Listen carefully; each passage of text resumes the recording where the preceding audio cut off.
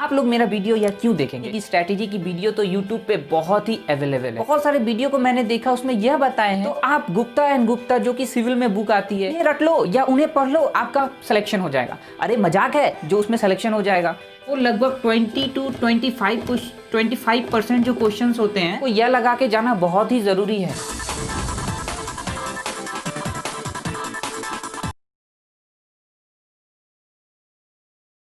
Hey guys, welcome back to my channel with another video. दोस्तों, आज की इस वीडियो में हम लोग एसएससी जेई के बारे में डिस्कस करेंगे कि एसएससी जेई के प्रिपरेशन स्ट्रेटजी के बारे में बात करेंगे। पर उससे पहले कुछ इंपॉर्टेंट पॉइंट्स जो कि अगर आप सरकारी नौकरी की तैयारी कर रहे हो तो आपके लिए जानना बहुत ही ज़रूरी है। तो चलिए वीडियो को स्टार्ट करते हैं।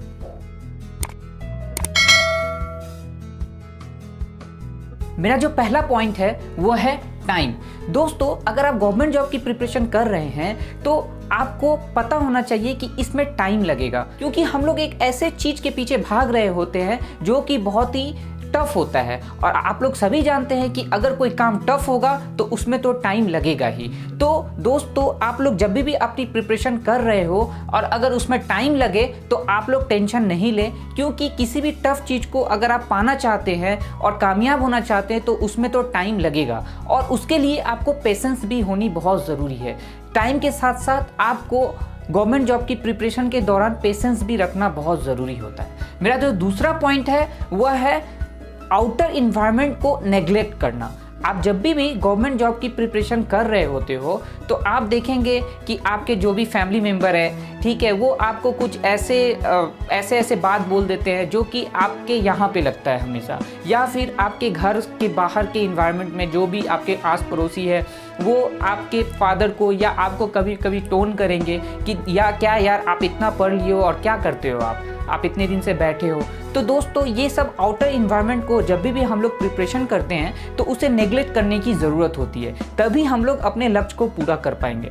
मेरा जो तीसरा पॉइंट है वह है सेलेक्ट वन पाथ। मतलब आप जो है जब भी प्रिपरेशन करें तो पहले आप यह डिसाइड कर ले कि आप जो जिस चीज़ की प्रिपरेशन कर रहे हो वह किस फील्ड से रिलेटेड है। मतलब अगर आप टेक्निकल हो और आप नॉन टेक्निकल हो तो आपको किस फील्ड में जाना है। ऐसा नहीं है कि मतलब आप अपने कंपैटिबिलिटी के हिसाब से अपने पाथ को डिसाइड कर ले कि आपके लिए कौन सा फील्ड बेटर होगा, या तो वो टेक्निकल वाला होगा या फिर नॉन टेक्निकल वाला होगा। जैसे मान लो सपोज मेरे बहुत सारे दोस्त हैं जिन्होंने इंजीनियरिंग किया है, ठीक है, अब वो क्या करते हैं कि गवर्नमेंट जॉब की प्रिपरेशन में लग गए, पर क्या हुआ कि कुछ दिन बाद देखे कि उनका टेक्निकल उतना स्ट्रांग नहीं है तो वो नॉन टेक में शिफ्ट कर जाते हैं, नॉन टेक्निकल एग्जाम को देते रहते हैं। तो दोस्तों, हमें ऐसा नहीं करना है। फिर क्या है कि अगर मान लो कि हम लोग नॉन टेक्निकल एग्जाम में शिफ्ट कर गए तो फिर से हमें टेक्निकल में वापस नहीं आना है, हमें नॉन टेक्निकल एग्जाम में को ही देना है, हमें उस फील्ड में ही अपने आप को ग्रो करना है। क्योंकि आप ऐसा नहीं कि एक पाथ को चुनने के बाद फिर दूसरे पाथ में कन्वर्ट हो जाए, तो इससे क्या होगा कि हमारी जो अंदर की कॉन्फिडेंस होती है ना वो डाउन हो जाती है और हमें सक्सेस भी नहीं मिलता। दूसरी बात कि अगर हम टेक्निकल में ही प्रिपरेशन कर रहे हैं तो आप हमेशा किसी एक एग्जाम को फोकस करें।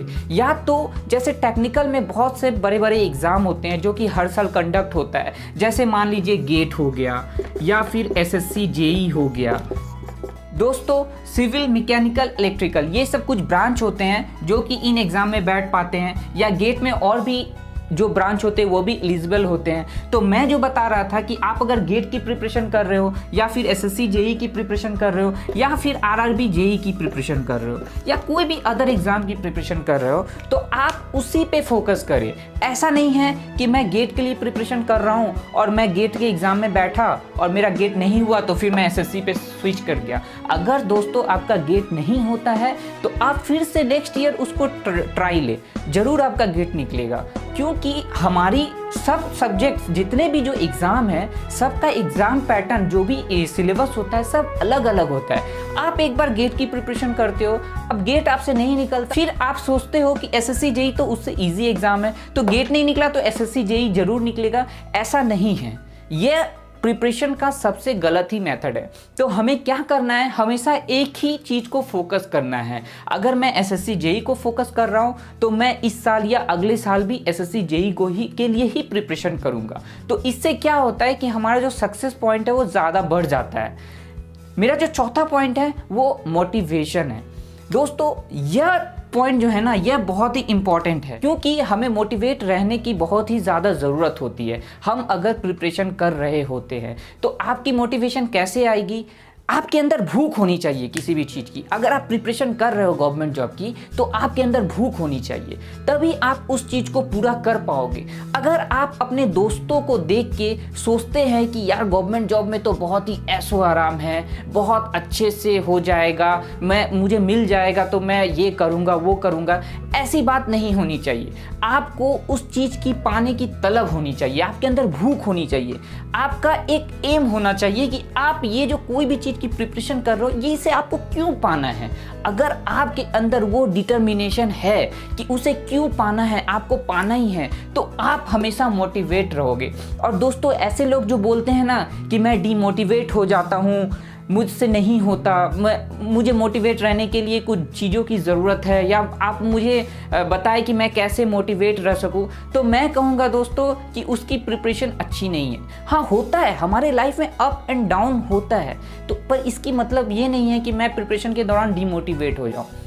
हमें मोटिवेट होने की ज़रूरत रहती है, क्योंकि अगर हमारे अंदर उस चीज़ की भूख रहेगी ना तो ज़रूर मोटिवेट रहूँगा, क्योंकि हमें वो चीज़ पाना है, हमारा जो गोल है उसके लिए मैं मेहनत कर रहा हूँ। तो आज न कल हमारे अंदर ये बिलीव होना चाहिए, आप ये कॉन्फिडेंट रखो कि अगर मैं प्रिपरेशन करूँगा तो मुझे वो चीज़ ज़रूर मिल जाएगा। तो दोस्तों ये कुछ पॉइंट्स है जो कि मैं अपने एक्सपीरियंस के हिसाब से ये पॉइंट सब बता रहा हूँ, क्योंकि मैं जब प्रिपरेशन कर रहा था तो मैं भी ये सब चीज़ों को फेस किया हूँ। ऑब्वियसली मेरे लाइफ में भी ये सब टर्न आए हैं, तो इन सब चीज़ों को आपके लाइफ में इम्प्लीमेंट करना बहुत ज़रूरी है गवर्नमेंट जॉब के लिए। दूसरी बात कि मैं इस वीडियो के स्टार्टिंग में बोला था कि मेरा जो यह वीडियो मैं बना रहा हूँ वो एसएससी जेई की प्रिपरेशन स्ट्रैटेजी के बारे में बता रहा हूँ। तो चलिए आगे चलते। यह वीडियो थोड़ा लंबा हो सकता है, तो आप लोग प्लीज़ इस वीडियो को स्किप ना करें, आप लोग पूरा देखें। दोस्तों अब आते हैं एसएससी जेई की तरफ। तो मैं इस एग्ज़ाम का ही प्रिपरेशन स्ट्रेटजी के बारे में क्यों बता रहा हूँ, क्योंकि इससे पहले जो लोग मुझे शुरू से फॉलो कर रहे हैं वो देखे होंगे कि मैंने इससे पहले top government job after diploma अपने वीडियो को अपने साइट पे लोड किया था। तो उसमें मैंने जो टॉप 1 पे जो जॉब रखा था वो था एसएससी जेई का जॉब। क्यों टॉप 1 पे ये जॉब है? क्योंकि यह एक ऐसा जॉब है ना जो कि बीटेक भी भर सकते हैं और डिप्लोमा भी भर सकते हैं।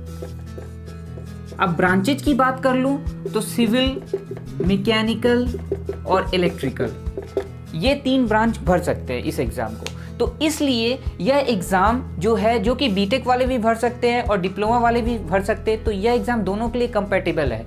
और दूसरी बात यह है कि यह एग्ज़ाम जो है कम व बेश साल में ज़रूर निकल जाता है, मतलब हर साल यह एग्ज़ाम कुछ ना कुछ वैकेंसी लेके ज़रूर निकल जाता है। तो आप अगर इस एग्ज़ाम के टारगेट में हो और ये एग्ज़ाम क्रैक करना चाहते हो तो सही डायरेक्शन में आप जा रहे हो। अब बात आती है कि आप लोग मेरा वीडियो यार क्यों देखेंगे। स्ट्रैटेजी की वीडियो तो एसएससी जेई की स्ट्रैटेजी की वीडियो तो यूट्यूब पे बहुत ही अवेलेबल है, आप उन्हें क्यों नहीं देखेंगे। तो मैं दोस्तों बताना चाहूँगा कि मैंने उन सब वीडियो को देखा है दोस्तों, उन्होंने जो बात बताई है मत पूछो, मैं आप लोग को बता नहीं सकता कितने गलत तरीके से बताई है। मैंने कुछ वीडियो देखा है, वो बोलते हैं कि एसएससी जेई में आपको 150 लाना है, 150 नंबर लाना है 200 मार्क्स में, या फिर आपको 180 अटेम्प्ट करना है 200 मार्क्स में। अरे भाई वो लोग ये नहीं बताए हैं कि आपको पढ़ना कैसे है। ठीक है, मुझे तो पता है कि इतना अटेम्प्ट करना है या ये 200 में इतना अटेम्प्ट करना है, आप बताओ तो सही कि मुझे पढ़ना कैसे है। आप वे ऑफ लर्निंग तो बताओ कि मैं वे किस तरह से उस चीज़ को पढूं ताकि मेरे इतने मार्क्स आ जाए, मुझे अटेम्प्ट तो इतने करना है। दूसरी बात कि बहुत सारे वीडियो को मैंने देखा, उसमें यह बताए हैं कि आप लोग जो है एसएससी जेई की एग्ज़ाम की प्रिपरेशन कर रहे हो तो ये एग्ज़ाम बहुत ही ईजी है। तो आप गुप्ता एंड गुप्ता जो कि सिविल में बुक आती है, या फिर आरके जैन जो कि मैकेनिकल की बुक होती है, तो उन्हें रट लो या उन्हें पढ़ लो, आपका सिलेक्शन हो जाएगा। अरे मजाक है जो उसमें सिलेक्शन हो जाएगा। ऐसी बात नहीं है। अगर आपको लगता है कि गुप्ता एंड गुप्ता पढ़ के आपका सिलेक्शन एसएससी जेई जैसे एग्जाम में हो जाएगा, तो आप बहुत ही गलत डायरेक्शन में हो। मैं बता रहा हूँ आप लोगों को, आप बहुत ही गलत डायरेक्शन में हो, क्योंकि वह जमाना चला गया जब एसएससी जेई में गुप्ता एंड गुप्ता और कुछ बुक होती है सिविल इंजीनियरिंग में आर अगोर, फिर मैकेनिकल की बात करूँ तो आर के जैन, या इलेक्ट्रिकल की बात करूँ तो जेबी गुप्ता जैसे बुक पढ़ के सिलेक्शन हो जाता था। वो ज़माना कुछ और था। आप देखो एसएससी जेई के बारे में जो लोग को थोड़ा नॉलेज है, आप देखो उसकी कट ऑफ कितनी जा रही है। 2016 से तो उसका कट ऑफ बहुत ही राइज हो गया है, आसमान को छू रहा है। तो आपको क्या लगता है कि आप गुप्ता गुप्ता जैसी बुक या फिर ये आर के जैन जैसी बुक पढ़ के आपका सिलेक्शन हो जाएगा? नहीं हो सकता। इसलिए मैंने सोचा कि मैं आप लोगों को कुछ स्ट्रैटेजी बता दूं, ठीक है, क्योंकि मैंने यह एग्ज़ाम जो है क्रैक किया हुआ है और मुझे पता है कि यह एग्ज़ाम के लिए क्या क्या चीज़ की रिक्वायरमेंट होती है। इसलिए हम लोग आगे बढ़ते हैं कि इस एग्ज़ाम को अगर हम क्रैक करना चाहते हैं तो हमें क्या क्या करना पड़ेगा।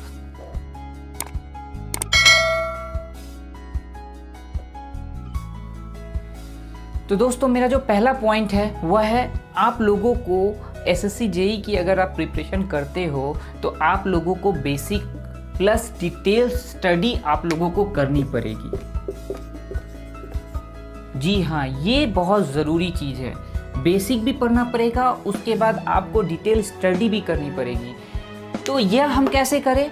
इसको करने के लिए आपको टेक्स्ट बुक वगैरह फॉलो करना पड़ेगा। जो टेक्स्ट बुक डिप्लोमा में फॉलो किए जाते हैं या फिर बीटेक में फॉलो किए जाते हैं, तो आप नॉर्मली इस चीज़ को कवर करने के लिए आप उस टेक्स्ट बुक को यूज़ कर सकते हैं। क्योंकि आजकल ऐसे क्वेश्चन एसएससी जेई में आ रहे हैं ना, मैं बता रहा हूँ आप लोगों को, यह अभी आजकल प्रीवियस मतलब ईएससी के लेवल के क्वेश्चंस कुछ दे रहे हैं ये एसएससी जेई, ठीक है। तो आपको वो चीज़ जो है कुछ ऐसे क्वेश्चन सेट करते हैं जो किसी भी ऑब्जेक्टिव बुक में आपको नहीं मिलेंगे। तो उस चीज़ों को कवर करने के लिए आपको बेसिक्स प्लस डिटेल्स स्टडी आपको आनी चाहिए। यह चीज़ बहुत ज़रूरी है। तो इसे आपको कवर करना पड़ेगा किसी भी टेक्स्ट बुक वगैरह को पढ़ के। मेरा जो दूसरा पॉइंट है सिलेबस, आप लोगों को यह सिलेबस जानना बहुत ही ज़रूरी है। यह सिर्फ एसएससी जेई के लिए ही नहीं है, आप किसी भी एग्ज़ाम की अगर प्रिपरेशन करते हो तो उसमें जो यह सिलेबस होता है ना, यह बहुत ही इम्पॉर्टेंट रोल प्ले करता है। क्योंकि आप लोग प्रिपरेशन करना स्टार्ट कर देते हो, कोई भी एग्ज़ाम होता है तो जस्ट उसकी प्रिपरेशन करना स्टार्ट कर देते हो, मगर आप लोग सिलेबस उसकी नहीं देखते। क्या है, पहले आप सिलेबस तो देखो। आप लोग एसएससी जेई में कभी टाइल्स नहीं पढ़ते, ठीक है। हम लोग जो भी बीटेक वाले होते हैं उसकी एस्टिमेशन ऐसे ही वीक होती है। मैं सभी के बारे में नहीं बोल रहा हूँ, पर मेजॉरिटी ऑफ लड़के जो होते हैं उसकी वीक होती है एस्टिमेशन। पर डिप्लोमा की जो बच्चे होते हैं वो बहुत अच्छे से एस्टिमेशन पढ़ते हैं। तो बहुत सारे लड़के एस्टिमेशन क्विट करके चले जाते हैं। या फिर आप बिल्डिंग मटेरियल्स की बात करो, मैं सिविल की बात कर रहा हूँ यहाँ पे, कि अगर आप बिल्डिंग मटेरियल्स की बात करो तो बिल्डिंग मटेरियल्स में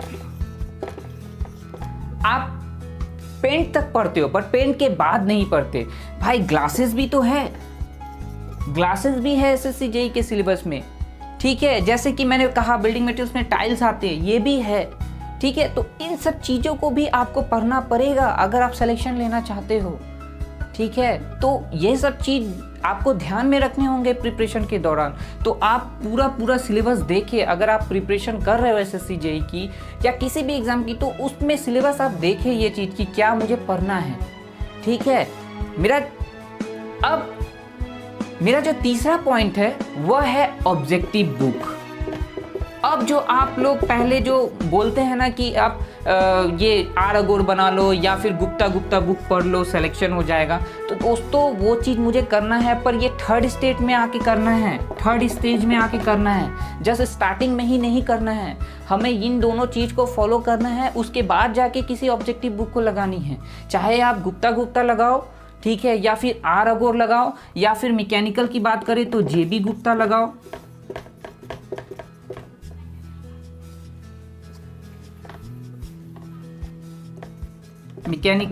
मैकेनिकल सिविल के लिए बात करें सॉरी ये JB गुप्ता इलेक्ट्रिकल के लिए है। सिविल की बात करें तो बहुत सारी बुक है, R अगोर है, गुप्ता है,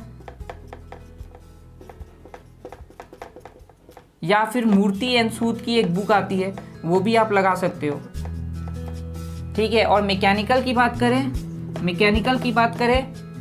तो RK जैन की एक बुक आती है, वो लगा सकते हो। तो दोस्तों ये जो ऑब्जेक्टिव बुक है इसमें बहुत ही बेसिक्स क्वेश्चन होते हैं। इससे आपको समझ में आएगा कि आपका बेसिक कंसेप्ट क्लियर है कि नहीं।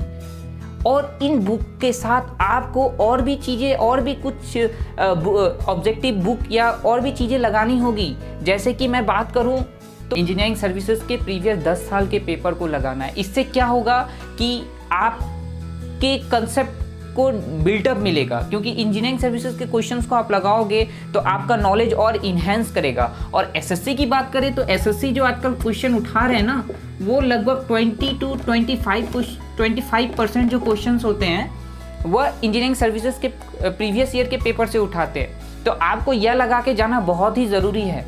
और मेरा जो लास्ट पॉइंट है वह है एसएससी जेई की प्रीवियस ईयर पेपर, यह भी आपको लगाना पड़ेगा, क्योंकि यहाँ से भी लगभग कुछ क्वेश्चंस रिपीट हो जाते हैं। तो आप अगर टेक्निकल की प्रिपरेशन कर रहे हो तो आपको इन सब चीज़ों को अच्छे से करके जाना होगा एसएससी जेई के लिए।